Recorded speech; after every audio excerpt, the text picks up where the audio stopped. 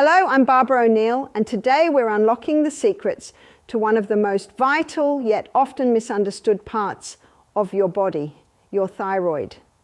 Did you know this small gland plays a massive role in your energy, metabolism, and overall well-being? Yet, so many people struggle with thyroid imbalances without realizing there are natural, effective ways to heal and support it. In this episode, I'll reveal practical solutions, proven methods that tackle both underactive and overactive thyroid issues. From simple home remedies to powerful dietary adjustments, I've gathered tools that can truly transform your health.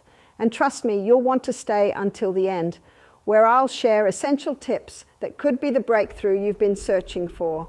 Let's dive right in. You can also wake up a thyroid gland. So underactive thyroid gland, you see, underactive thyroid gland, you can put a cayenne pepper poultice on that, or compress. And what you would do is you would just do one about this size because your thyroid gland is about there. And then you would put it on for a few hours. Now, we had a lady who was so excited about this because she had an underactive thyroid. She was on medication. Today, she is on no medication. It took a bit of work, but eventually she got off her medication, and that's quite a surprise to most people because most people think if they're on the thyroid medication, they're on it for the rest of their life. Her doctor took her off because all her levels became normal because of everything else she was doing.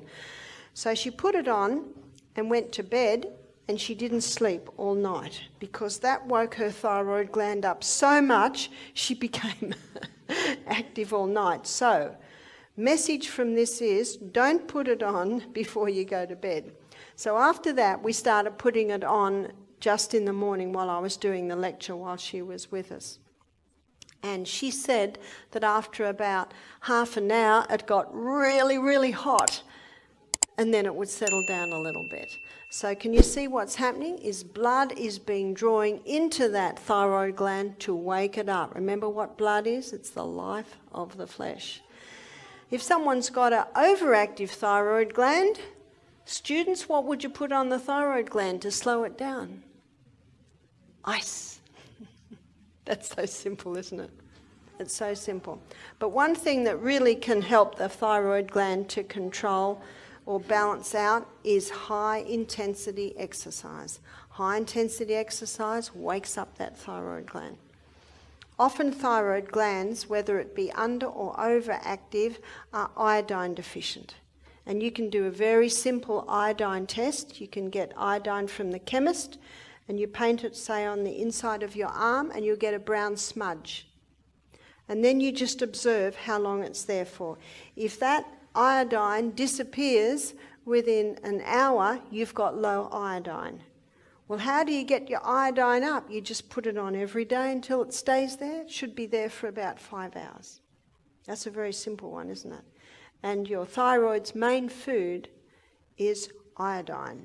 And earlier in the week, actually it was yesterday, last night, I said that mercury gobbles up your selenium, and your thyroid gland needs selenium to convert iodine into thyroxine. And so getting the mercury fillings out is also important. You only need 5 Brazil nuts a day to supply all the iodine that you need in a day. Now what I usually do, now you see what I've done here, I've got a piece of Glad wrap and I've got kitchen paper that's been folded over. I'm going to put a light sprinkle of oil on that, and then I'm going to sprinkle about half a teaspoon of cayenne pepper on that. You see, it's very, very gentle. So usually I put olive oil, and I haven't got olive oil, so I'm just going to do a little bit of castor oil here. So just a little smear of olive oil or castor oil, just enough to so that the cayenne pepper will stick. And now I just spread that over so it's spread out. And I have put a little bit too much on there, but that will be just enough for the other foot. So I'm just going to put another one on so that to mop it up because it's, oh yes, so I've easily got enough for 2 feet here. And most of us have got 2 feet, yes. And now I'm going to sprinkle the cayenne pepper on. So the oil is just so that the cayenne pepper sticks to it. Because if you didn't put the oil on, of course the cayenne pepper would just all fall off. Now this is about how much I put on. So you see that?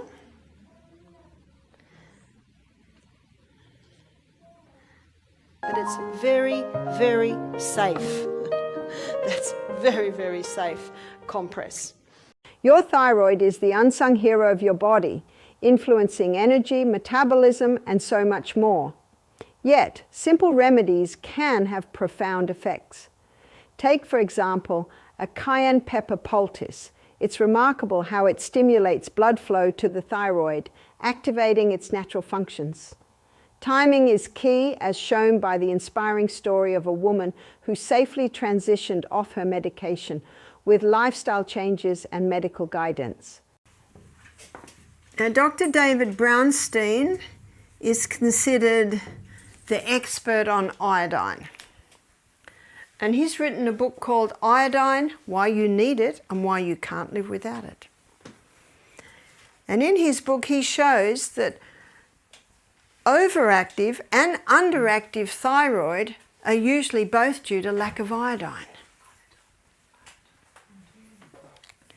So, and the name of his book, I won't write it because it's a long name, Iodine, Why You Need It and Why You Can't Live Without It. That's the name of his book. So number 1, iodine. Well, how can you tell if someone needs iodine? Because iodine is the thyroid's number 1 food. And what about iodized salt? Did you know that within 1 hour of opening the iodized salt, all the iodine's gone? Did you know that there's no iodine in Celtic salt and there's no iodine in Himalayan salt? Because it evaporates. So when the waves crash, the iodine goes into suspension, goes across and lands on the soil. That's why the plants grown around the edge of a country near the sea are higher in iodine. And when it's added to the soil? Yes, that can help. But what we suggest is to buy Lugol's solution. Lugol's solution is a combination of iodine and iodide. And iodide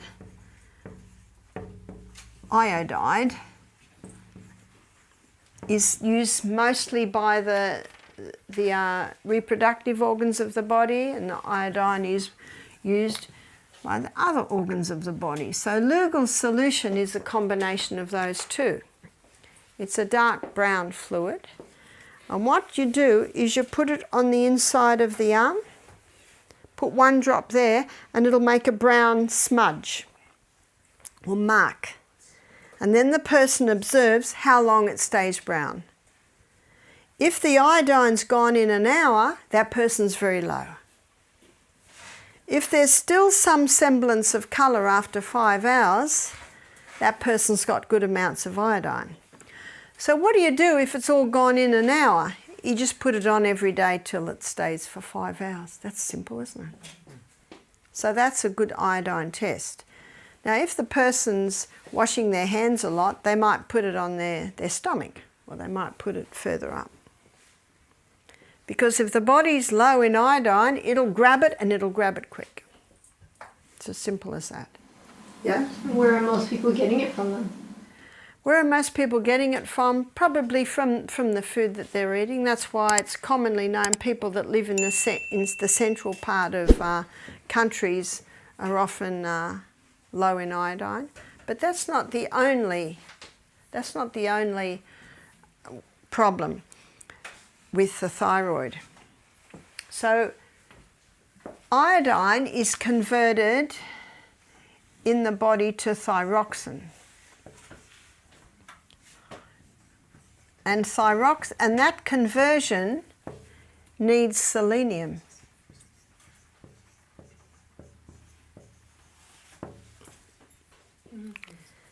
And mercury fillings have an affinity for selenium. So when people have mercury fillings in their mouth, or they're eating a lot of fish with high mercury, they are often low in selenium. So a person can have adequate iodine, but if they don't have the selenium, the iodine can't be converted into thyroxine.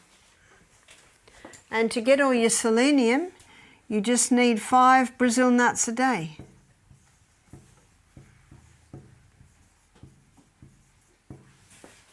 Will give you the selenium that you need. So, number 2, eliminate mercury. Eliminate all exposure to mercury. And there's 3 places we can be exposed to mercury. Where's that? Yeah, fish. And the bigger the fish, the higher the concentration of mercury, because mercury is bioaccumulative. That means the bigger the fish, the more it accumulates. So fish, where else can we be exposed? Fillings in the teeth, the silver-coloured fillings. And the 3rd place we can be exposed is the vaccines. Yep. I can't confirm if it's in the COVID vaccine or not, but it is in the flu vaccine, so it's most likely in the COVID, but I cannot say for sure. What about colors, painting the walls or something? Is there a lot of mercury in it? Not any longer. Oh, Not usually. okay, good. Not usually. Iodine is the foundation of thyroid health, as Dr. Brownstein emphasized. Surprisingly, iodized salt loses its potency quickly after opening, but a simple iodine test can reveal your levels. Applying iodine topically is a quick and effective solution. Don't forget selenium. Just a handful of Brazil nuts daily can work wonders in supporting iodine's role in thyroid hormone production. In about, I think it was about the 1970s, in Minamata Bay in Japan, they noticed cats doing backflips. All these cats were doing backflips.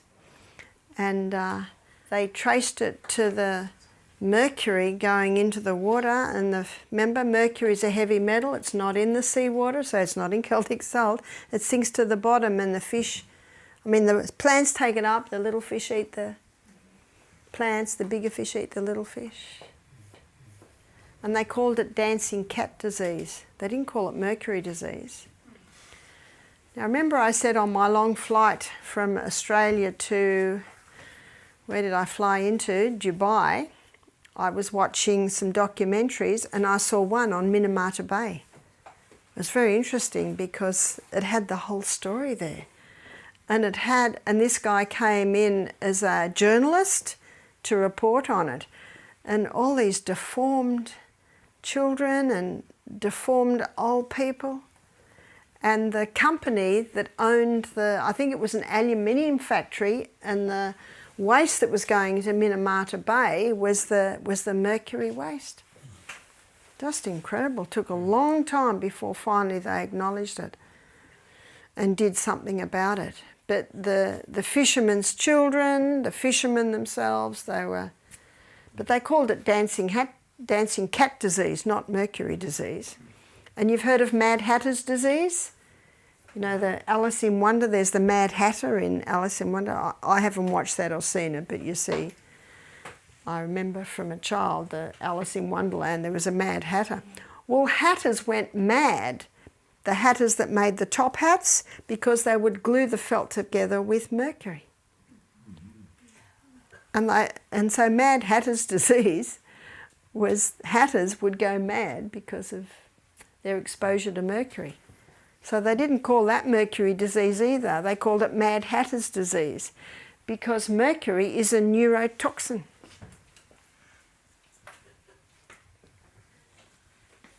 So eliminate all exposure to mercury, because mercury takes up the selenium, and selenium is needed to convert iodine into thyroxine. Number 3, high estrogen opposes thyroid function.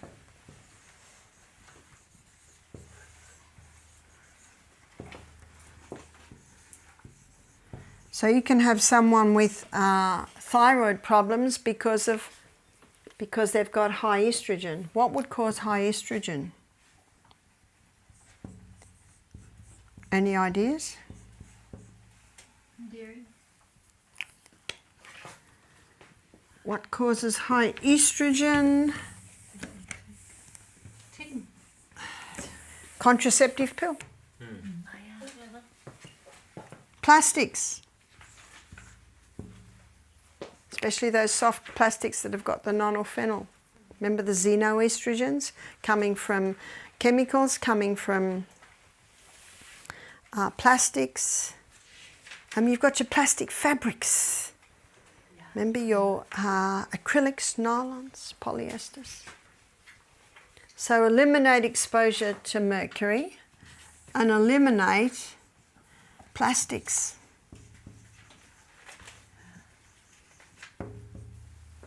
And eliminate the contraceptive pill.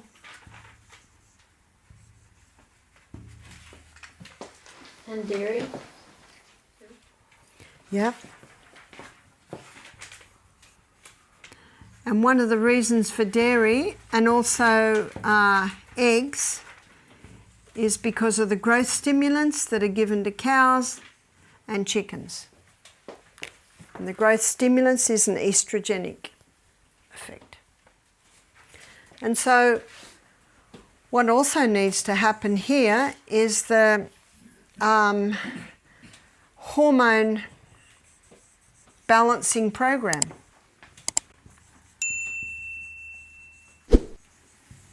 And we looked at that. We looked at the herbs that you can use. We also looked at getting together and ordering a whole box to get it cost. The Anna's Wild Yam Cream from Australia. So that's an important part because your high estrogen opposes your thyroid function. These are areas that are not often assessed, but as I've just shown you, if you don't get these back into balance, you won't find a turnaround of the problem. And don't forget the true remedies, 8 laws.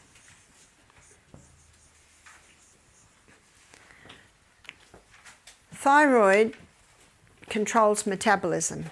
So if it's overactive, everything's fast, they can't eat enough food to because metabolism is going so fast. And it's really, they lose weight because everything's going so fast. So with overactive thyroid, it might need to be supplemented with juices. Definitely need 3 meals a day, maybe an hour before the meal they'll need a vegetable juice just to keep up. And how do we slow down when it's overactive? How do we slow it down? Ice. And how do we ice? 10 seconds on, 10 seconds off. 10 seconds on, 10 seconds off. You might do that for half an hour to really chill it. And if the person's underweight, which they often are with an overactive thyroid gland, you want to make sure the rest of their body's warm. You might put their feet on a hot water bottle or in a bucket of hot water to warm them up, but you want that slowed down. So number 6, over, we'll just say the overactive thyroid gland, ice. What about the underactive? What will wake it up? Cayenne compress. Will we do that in the morning or in the afternoon? Morning. If we do it in the afternoon, it'll wake them up and they won't sleep much.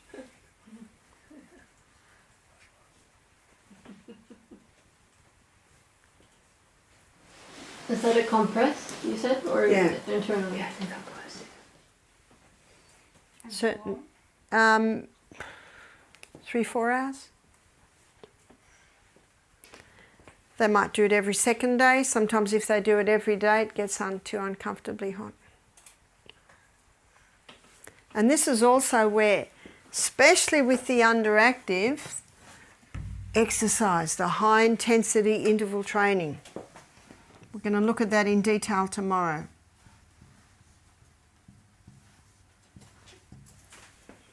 Because that high intensity interval training wakes up the thyroid gland because you're going so fast.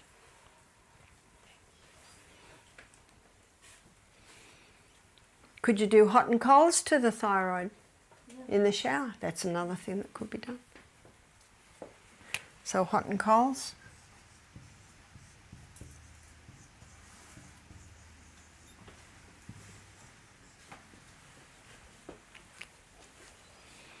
See, with the overactive thyroid gland, they're usually a bit underweight, they can't sit still, everything's fast, fast, fast, fast. But with the overactive, yeah, that's it. With the underactive thyroid gland, they're often carrying excess weight. They're sluggish, they're slow, they have no energy because the thyroid gland controls metabolism. So, overactive, metabolism's too fast. Underactive is too slow. Mercury, often called a silent toxin, can wreak havoc on thyroid function. Found in amalgam fillings, certain fish, and even some vaccines, mercury depletes selenium, disrupting your thyroid's delicate balance. History reminds us of mercury's devastating effects, from Minamata Bay to the infamous Mad Hatter's disease. Eliminating mercury sources, whether through safer dental work or low mercury fish choices, is a critical step toward healing your thyroid. And I'm going to make a list of foods and herbs and vitamins that stimulate highway 2, getting rid of that estrogen, and inhibit highway 16, which wants to keep it back in. One is the cabbage family. The cabbage family contain a plant chemical called indoles. And these indoles stimulate highway 2 and inhibit highway 16. So it can be very simple of just eating the cabbage family every day. So that might be broccoli, Brussels sprouts, cauliflower, kale, bok choy, and of course cabbage. High estrogen opposes thyroid function. So people that have a thyroid problem, it can be a hormonal imbalance, and people that have a thyroid problem, they need to be cautious of raw brassica. Raw brassica or raw cabbage family contain goitrogans, and goitrogans inhibit thyroid function. So if someone's got underactive thyroid gland, they need to cook all their cabbage family because cooking disarms the goitrogans. If someone has a hyperthyroidism, hyperactive thyroid, go for the raw cabbages because you want to slow that thyroid down. Can you see that difference? Just a comment as we talk on the cabbage family. So now we're looking at what else can stimulate highway 2 and inhibit highway 16 is flaxseed. So that's a really easy one to grind up for your breakfast every day. And licorice. If you've got high blood pressure, forget the licorice. Also, vitamin B, particularly vitamin B6, 9 and 12. Now the highest source of your B vitamins is raw nuts and seeds, but if someone has a hormonal imbalance, they may initially need to supplement. So this one's turning the tap off. This one's getting rid of the excess estrogen, and there is a cream called the Anna's Wild Yam Cream that is our third point. The Anna's Wild Yam Cream contains the plant chemical diosgenin, and when this cream is applied to the skin, the fat cells take it up and it stimulates the pathway that your body uses to make its own progesterone. In America, you can buy progesterone cream, but you keep putting that in, the body gets lazy. And every year when I come to America, I meet women who've been on the progesterone cream and it's just not doing it anymore. But if you apply the yam cream, can you see what it's doing? This is why I like it. It's stimulating your body to make its own. So it's superior. So the The directions are 1 finger dip, that's just past the nail bed. So finger in past the nail bed, that's about the right amount. Inside of arms 1 time, abdomen another time, inside of thighs another time, chest, so you alternate your spots. And a woman applies it morning and night, so two times a day for 3 weeks a month. High estrogen levels can interfere with thyroid function, causing fatigue, weight changes, and more. Cooking cruciferous vegetables like broccoli, kale, and Brussels sprouts can help balance hormones, especially for overactive thyroids. Adding flax seeds and B vitamins B6, B9, B12 supports hormone balance and overall wellness. For high estrogen levels, natural remedies like wild yam cream encourage your body to produce hormones naturally, avoiding dependency. You can do what I'm about to show you, which is a olive oil and cayenne pepper compress. Now what I've got is cling wrap down there, and I've got a double layer of kitchen paper, and I'm going to sprinkle it with a little bit of olive oil. You could use castor oil if you like, but olive oil will suffice. And you spread it over the area, because what you want to do is put enough olive oil on there so that the cayenne pepper will stick to it. Don't put too much olive oil on, because if you put too much olive oil on, the oil can leak out, and that's no fun on socks and sheets.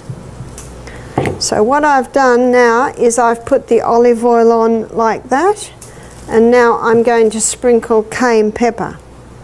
And what you would do is you would do about half a teaspoon to a foot. If you don't put the olive oil on there, the cayenne pepper just falls off. And then the foot goes straight on that. And that will never burn. So you see what I've done now? And you see that cayenne pepper is sticking quite nicely to the olive oil. Then you put the foot straight on there, and you put the Glad wrap over, and then you put a sock on.